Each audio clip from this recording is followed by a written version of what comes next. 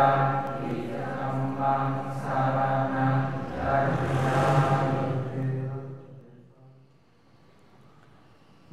tassa bhagavato arahato sama sambuddhassa. Namo tassa bhagavato arahato sama sambuddhassa. Namo tassa bhagavato arahato sama sambuddhassa. Dhananca dhammacariya ca ethang manggalam uttamanti.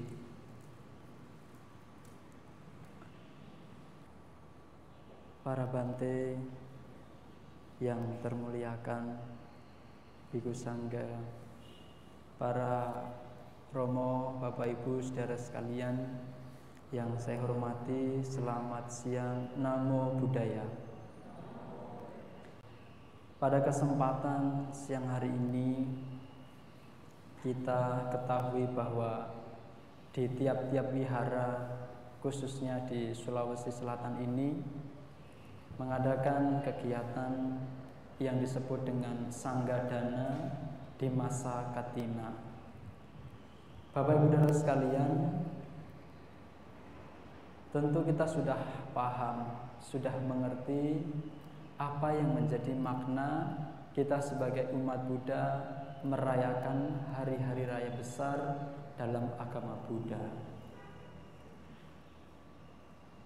Katina itu sendiri memiliki arti di mana Katina itu adalah dalam bahasa kunonya, ya ini sejarahnya, Katina itu artinya adalah bingkai atau kayu. Jadi yang disebut katina itu adalah bingkai, di mana itu digunakan untuk membuat jubah, untuk menjahit jubah-jubah, di mana jubah-jubah itu yang kita pakai saat ini. Nah, itulah yang dimaksud atau arti dari sebuah katina. Apakah katina itu nama hari? Bukan. Katina itu adalah bingkai, di mana yang digunakan untuk para biku untuk mengukur jubah. Jadi kalau jubah para biku itu seperti sawah, ada petak-petaknya, ada ukurannya. Nah, itu tidak sembarangan kita mengambil kain misalkan di kuburan terus kita buat jubah, tidak. Tetapi jubah yang kita pakai ini menggunakan ukuran yang disebut adalah katina. Lalu kemudian apakah katina itu nama hari? Ya tentu ini sudah menjadi kebiasaan kita menyebut selamat hari katina. Bahwasanya hari ini bukan hari katina. Ya sedangkan katina itu sendiri adalah istilah dari bingkai kayu. Nah, bagaimana kita mengucapkan bahwasanya untuk menyampaikan Bante, nah, jadi kemarin tanggal 10 itu kami para biku telah selesai menjalankan masa wasa. Nah, selama 3 bulan itu, ya, selama 3 bulan itulah yang disebut dengan katika. Katika itu apa? Itu adalah nama bulan di masa wasa hingga saat ini. Itu yang disebut dengan katika. Apakah katina itu bulan katina? Tidak. Yang disebut bulan katina itu adalah katika. Itu yang paling tepat. Jadi kalau tidak percaya nanti bisa dibaca. Jadi Bapak Saudara sekalian, supaya kita juga paham bahwa dalam perayaan-perayaan ini yang disebut adalah perayaan Sanggadana ini, tentu tidak semua wihara bisa dilakukan. Kalau Katina Puja, ini beda lagi. Apa yang disebut Katina Puja? Jadi di dalam tradisi kami para biku, Katina Puja itu bisa dilakukan jika lebih dari 4 biku atau 5. Ya, salah satu contohnya di Dhammacakka, kemudian di Dharmaratna di Tangerang. Jadi dulu waktu pas kita wasa di sana, jadi kalau kita lebih dari 5 biku atau 4 biku, kita diharuskan, diwajibkan untuk membuat jubah. Itu yang disebut katina dusang. Nah, disitulah kewajiban kita untuk apa? Mengadakan katina puja. Tapi kalau kita tidak memenuhi kota atau tidak memenuhi syarat untuk melakukan katina puja, yaitu yang disebut dengan perayaan katina. Saat ini di sini di Kelenteng Sianma, pemuda Buddhis ya mengundang kami untuk melakukan perayaan atau sanggadana di masa katina ini. Ya tentu adalah salah satu bagian paling penting untuk mengingat kembali apa yang menjadi sejarah dalam agama Buddha. Nah, makna-makna dari kegiatan-kegiatan katina ini tidak lain adalah untuk menambah kebajikan-kebajikan yang selama ini kita butuhkan dalam kehidupan kita. Kita tahu bahwa hidup sebagai manusia ini kita tidak bisa terlepas yang dikatakan dengan karma buruk. Kalau ada karma baik, pasti ada karma buruk. Kalau ada karma buruk, tidak semuanya dan tidak selamanya pasti buruk. Pasti ada baiknya. Nah, di mana kesempatan kita dalam melakukan kebaikan adalah pada saat ini. Ya, jadi di Makassar ini ada beberapa wihara, termasuk nanti terakhir di Wihara Sasanadipa juga mengadakan kegiatan ini. Nah, di mana kesempatan itulah yang Bapak Ibu Saudara sekalian gunakan untuk menambah kebajikan supaya apa? Supaya dalam kehidupan yang kita jalani ini penuh dengan karma baik. Jadi kalau ada hal-hal yang tidak mengenakan muncul, karma buruk itu muncul, hal-hal yang tidak mengenakan itu muncul karena apa? Karena selama ini karma baik kita belum mencukupi. Untuk apa? Untuk menutupi semua hal-hal yang buruk dalam diri kita. Tapi apakah karma buruk itu bisa hilang? Apakah karma buruk itu bisa dikikis habis? Bisa tidak? Tentu tidak bisa. Tapi apa yang bisa kita lakukan adalah untuk mengimbangi, di mana perbuatan baik itu harus lebih unggul dari perbuatan yang tidak baik. Nah, di masa katina ini atau disebut dengan sanggadana di bulan Katika, Bapak Ibu bisa melakukan sanggadana dimanapun. Bapak Ibu bisa pergi di wihara-wihara berdana. Yaitu adalah salah satu bagian penting dalam melakukan sebuah kebajikan. Kalau saya bertanya dengan Bapak Ibu menjadi orang baik penting tidak? Penting ya, kita menjadi orang baik itu penting. Tapi yang tidak baik adalah ketika kita berbuat baik. Ya, jadi yang menjadi tidak baik adalah ketika kita sudah berbuat baik, diri kita merasa paling baik. Itu yang tidak baik. Jadi ungkapan itu adalah menjadi orang baik itu memang sangat penting.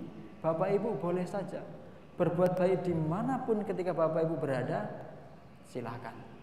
Dan itu sangat dipuji oleh Sang Buddha. Ketika Bapak Ibu terus melakukan perbuatan-perbuatan baik. Tapi kalau kita sudah berpikir bahwa diri kita ini yang paling baik, itu yang tidak baik. Kenapa? Muncul kesombongan. Muncul ego. Nah, di dalam berbuat baik ini kita dituntut untuk berendah hati. Bukan berarti rendah ya, tapi adalah ketika kita sudah banyak melakukan kebaikan, tidak lagi mengungkit-ungkit, tidak lagi membicarakan di dalam teman-temannya atau apa, saya sudah berdana ke sana, saya sudah berdana ke sini. Nah, semua itu bagian dari apa? Kesombongan yang muncul. Ketika kita berdana dengan rendah hati, dengan kesungguhan, dengan kerelaan, ya sudah, semampu kita berdana. Kalau kita mampu berdana, misalkan dana makan. Jadi yang sering kita jumpai adalah setiap umat yang berdana makan. Bapak Ibu pernah kan berdana makan kepada para biku? Pernah ya? Ya, kalau belum pernah nanti boleh dicoba. membawa makanan apa saja yang pantasnya dipersembahkan, Bapak Ibu berikan kepada para biku. Kemudian pada saat Bapak Ibu berdana, kemudian dana yang Bapak Ibu berikan ini tidak dimakan, atau bahkan mungkin tidak dicicipi makanan itu. Apa yang Bapak Ibu rasakan? Apa yang Bapak Ibu pikirkan pada saat itu? Pasti berpikir, kenapa kok makanan saya tidak dicicipi? Apa tidak enak? Apa tidak berkualitas? Kan begitu. Nah, itu akan menjadi pertanyaan-pertanyaan yang membuat batin kita ini, yang seharusnya tadi ikhlas atau rela dalam berbuat baik, ini menjadi ternodai oleh apa? Kotoran batin yang baru. Kenapa batinnya tidak makan? Apa makanan saya tidak enak? Akhirnya apa? Timbullah penyesalan. Ya sudahlah, besok saya tidak dana lagi. Nah, itulah yang berbahaya dalam melakukan hal-hal yang baik. Bukannya memunculkan kebaikan yang harusnya itu sempurna dalam bertindak, berbuat baik, tapi apa? Dikotori oleh kekotoran batin yang baru. Nah, kemudian ada salah satu contoh. Bapak Ibu pernah melihat orang yang susah, pengemis di jalan atau mungkin di mana yang kita tahu. Ketika Bapak Ibu memberikan air minum kepada mereka, tugas kita apa? Tugas kita hanya memberi. Jika nanti itu minuman itu diminum dia, atau bahkan dikasihkan orang atau dibuang, itu bukan urusan kita lagi. Jadi kita tidak usah berpikir minuman itu nanti dibuang tidak ya, minuman itu nanti diminum dia tidak ya, pemberian saya itu dimanfaatkan dia tidak ya. Jadi seperti halnya tugas kita ini adalah memberi. Sudah, titik di situ. Supaya apa? Supaya ketika Bapak Ibu berbuat baik tidak lagi muncul kekotoran batin, sehingga apa? Ya tidak sia-sia apa yang Bapak Ibu lakukan. Nah, itu perlu dipertimbangkan dalam melakukan perbuatan baik. Nah, di masa katina ini atau di masa katika yang disebut adalah sanggadana, di masa katina ini kami para biku ya menerima persembahan Bapak Ibu saudara sekalian. Ya tentu itu nanti akan kami serahkan ke sangga. Ya, jadi semua yang Bapak Ibu berikan ini adalah untuk sangga.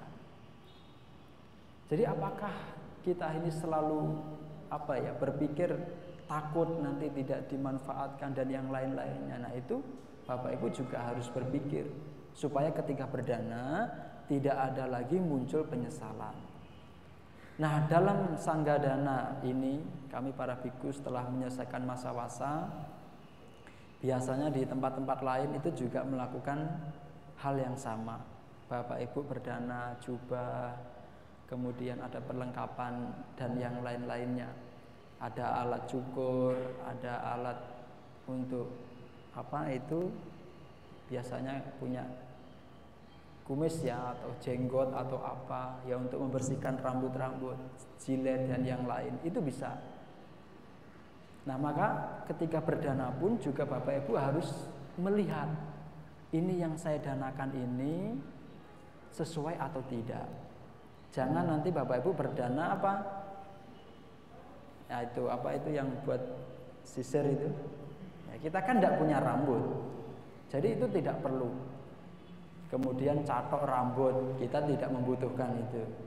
Kemudian alat make up, ya tentu itu cara yang salah. Jadi yang setidaknya walaupun Bapak Ibu bisa berdana apa saja, tapi itu harus dipikirkan. Jangan kita pokoknya berdana apa saja pasti diterima ya. Kita harus bijak juga dalam melakukan kebaikan. Ya Bapak Ibu saudara sekalian, ya, di dalam kegiatan ini, dalam puja bakti sanggadana ini, Bapak Ibu sudah menyempatkan waktu dari wihara ke wihara. Mungkin dari tadi pagi Bapak Ibu ikut pindah patah. Saya juga melihat tadi ada yang di KBBV juga ada di sini. Mungkin nanti sore ada lagi di wihara sana, begitu. Jadi ini adalah salah satu contoh yang bagus. Ketika Ketika berbuat baik, Bapak Ibu tidak melihat labelnya seperti apa. tapi adalah manfaatnya. Jadi lakukanlah perbuatan baik itu tanpa harus melihat tempatnya di mana. Pokoknya kalau bukan wihara di sana, saya nggak mau. Ya, itu namanya tidak bijaksana.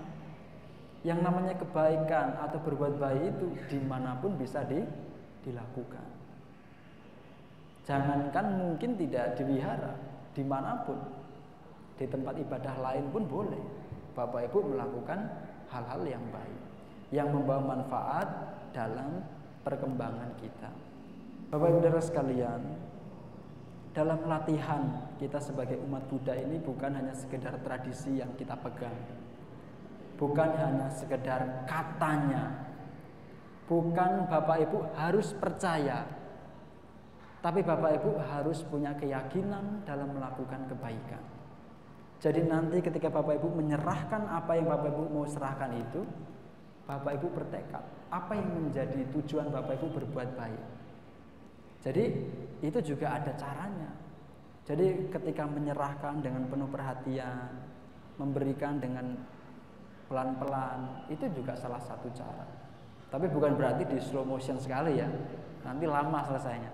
Tapi artinya adalah penuh perhatian dan kehati-hatian pada saat memberi. Supaya apa?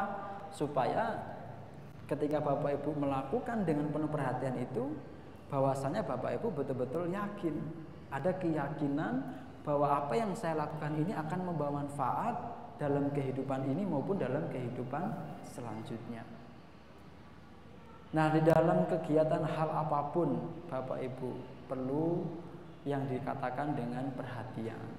Kita semua sadar bahwa manusia ini tidak bisa lepas dari kesalahan. Sebelum orang itu mencapai tingkat kesucian, sebelum seseorang itu bisa mencapai tingkat-tingkat yang lebih tinggi, kita semua masih diliputi oleh kotoran batin, yaitu yang disebut loba, dosa, dan moha. Sedangkan loba itu apa? Keserakahan. Keserakahan itu Bapak Ibu paham ya, yang disebut serakah itu seperti apa? Jadi kalau kita melihat makanan yang kita sukai, biasanya itu muncul keinginan untuk makan. Tapi kemudian berkembang lagi, jadi beranak pianak lagi menjadi apa? Kalau yang disebut itu, kalau orang Jawa bilang itu kedanan. Apa ya bahasa Jawanya itu? Kedanan itu. Kalau bahasa Indonesianya kecanduan. Jadi kalau tidak itu, saya tidak mau. Nah, ini kan sudah menjadi kemelekatan baru, sudah menjadi keserakahan yang mungkin tidak bisa kita bendung lagi. Nah, maka keserakahan-keserakahan itu banyak sebab yang bisa kita alami. Entah itu melihat makanan, melihat apapun, ya itu semua muncul. Kemudian kebencian. Bapak Ibu masih punya kebencian tidak? Masih ada kebencian? Masih. Apalagi bantainya ceramahnya lama, 1 jam kok belum selesai. Sudah atur posisi kanan, kiri, kok belum selesai-selesai. Itu muncul. Ya, seperti yang Bapak Ibu lakukan nanti pada saat pelimpahan jasa. Kadang-kadang umat di sini itu kalau pelimpahan jasa itu duduknya jengkeng. Tahu jengkeng kan ya? Bertumpu lutut. Nah, itu kaki pasti akan merasakan sakit yang luar biasa kalau dalam waktu yang lama. Apalagi nanti bantainya ceramahnya lama, anusasananya itu lama.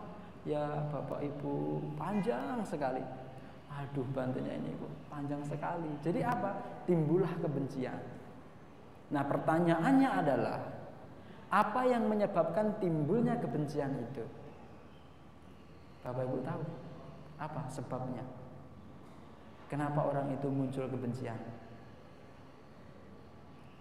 Sebabnya adalah rasa suka dan tidak suka. Kalau Bapak Ibu sudah tidak suka, pasti akan muncul kebencian. Kalau Romo si A yang ceramah, ini karena saya sudah gak suka, Walaupun yang Romo ini ceramahkan, Romo si A ceramahkan, benar sesuai dengan Dhamma, sesuai dengan kitab suci, tapi karena saya sudah tidak suka, maka saya akan tetap membenci. Begitupun sebaliknya, ada Romo si B, tapi karena saya suka dengan Romo si B ini, walaupun ceramahnya salah, ngawur, ya saya tidak ada masalah, tidak ada kebencian di situ. Karena apa? Karena sudah ada rasa suka dan tidak suka. Jadi Bapak Saudara sekalian, ketika nanti muncul apapun itu yang menyenangkan ataupun yang tidak menyenangkan, jangan sampai menimbulkan apa? Kebencian. Caranya bagaimana? Sabar. Apakah bisa sabar terus? Sekali, dua kali Bapak Ibu dimaki, dicela, dihina, sabar? Sabar. Dua kali dihina, dicela, dimaki, sabar? Ini udah dua kali. Masih sabar ya? Sabar. Tatiyampi, masih digitukan, masih dicela, dihina, diolok-olok, sabar? Sabar tidak? Atau dihajar? Ya jangan ya. Jadi memang apa yang Sang Buddha ajarkan ini mengenai kesabaran ini adalah latihan yang paling tinggi, di mana seseorang tingkat kedewasaannya itu di atas rata-rata, maka kesabarannya itu pasti akan baik. Orangnya pasti akan sabar. Mau bagaimanapun orang itu tidak akan marah. Tapi selama belum mencapai, pasti akan muncul apa? Ya itu lagi, kebencian lagi. Mungkin Bapak Ibu mencela kita, atau mungkin Bapak Ibu mencela Bapak Ibu, saudara, teman. Oh dia sabar. Ketika dijelekkan, ketika diolok-olok, dia senyum-senyum. Tapi Bapak Ibu tidak tahu nanti pulang di rumah bagaimana. Banting piring lah, apalagi lah, macam-macam. Nah jadi kita jangan sampai tertipu kepada apa? Ini loh, wajah. Bantingnya, ceramahnya lama, Bapak Ibu senyum-senyum. Ya masih 1 jam lagi Bapak Ibu bisa. Ya banting. Tapi dalam hatinya itu meronta-ronta, menolak sekali. Nah jadi itulah kebencian muncul. Supaya tidak muncul apa? Kita harus banyak-banyak latihan. Karena ya kita sendiri para biku kalau nggak latihan pun juga sama, tidak ada bedanya. Maka dari itu kita punya tugas yang sama adalah untuk melatih diri kita masing-masing. Dan yang terakhir ini adalah moha, yaitu adalah kebodohan batin. Kebodohan batin ini kerap kali kita lakukan seperti halnya gini. Bapak Ibu tahu kalau itu tidak baik, tapi masih dilakukan. Contohnya apa? Pasti Bapak Ibu tahu nyamuk kan ya? Ini hal yang gampang. Bapak Ibu di rumah tidur sering digigit nyamuk tidak? Masih semprot nyamuk di rumah? Masih ya. Bapak Ibu tahu itu tidak baik. Tahu. Tapi masih disemprot juga kan? Iya. Itu yang disebut dengan kebodohan batin. Dia tahu kalau itu salah, tapi masih dilakukan. Nah itu harus hati-hati, harus dikurangi. Ya jadi Bapak Saudara sekalian, ya semoga dengan mengingat Dhamma ini ya untuk ke dalam diri kita masing-masing, untuk mengingatkan kita bahwa kita ini masih jauh dari kesucian, masih jauh dari hal-hal yang bersifat orang yang bijaksana itu, ya kita masih jauh dari sana. Tapi tidak menutup kemungkinan kita harus sering-sering latihan, harus sering-sering berjuang mengikis kekotoran batin kita masing-masing. Jadi tugas kita adalah melihat ke dalam diri. Jangan terlalu banyak menilai orang lain, jangan terlalu banyak melihat kesalahan orang lain, tapi yang paling penting adalah diri kita. Kalau diri kita belum sempurna, ya tidak sewajarnya kita memberikan celaan kepada orang lain, bahkan kritik yang menjatuhkan atau mungkin menghina, ya itu tidak perlu. Karena diri kita sendiri pun masih jauh dalam kesucian. Semoga perayaan Katina ini yang diadakan di sini Bapak Ibu bisa melakukan dengan sebaik-baiknya. Persembahkanlah persembahan itu dengan penuh keyakinan. Kemudian pada saat menyerahkan bertekad apa yang menjadi harapan dan tujuan itu bisa tercapai, bisa terkondisi atas apa? Cetana. Karena yang disebut dengan karma itu adalah cetana atau niat. Kalau tidak ada niat, tidak ada cetana, ya karma itu tidak bisa tercipta. Maka dari itu setiap melakukan kebaikan munculkan cetana atau niat. Sehingga perbuatan-perbuatan baik ini bisa bermanfaat dalam kehidupan kita maupun dalam kehidupan selanjutnya. Demikian yang bisa saya sampaikan. Semoga apa yang Bapak lakukan ini membawa berkah dalam kehidupan ini. Saya akhiri, sabe sata bhavantu sukitata. Semoga semua makhluk hidup berbahagia.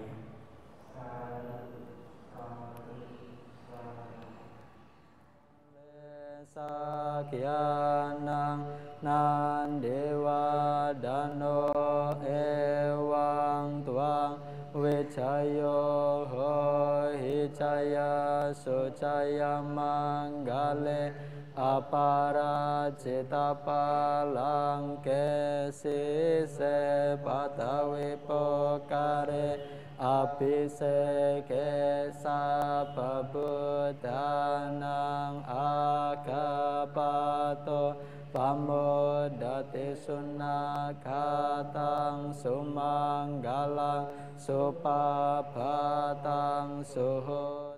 Sebhagavato arahato